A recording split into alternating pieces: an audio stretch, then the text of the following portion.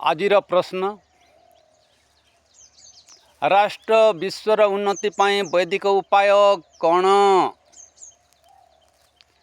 यार उत्तर हेउछि राष्ट्र विश्वर उन्नति पाई वैदिक उपाय निम्न प्रकार अटे। बंधुगण, संपूर्ण विश्वर लोक माने एक ईश्वर को मानिबे, यह है प्रथम उपाय। भाषा एक हेबो, यह है द्वितीय उपाय। धर्म एक हेबो, यह है तृतीय उपाय।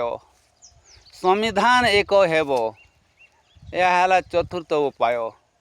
शिक्षा एक हेबो, यह है पंचम उपाय। आचार विचार एक हेबो, तापरे न्याय एवं राजनीति एक प्रकार हेबो। आउ क्षति लाभ समान हेबो, तेबे आज्ञा संपूर्ण राष्ट्र एवं विश्वर उन्नति होई पारिबो।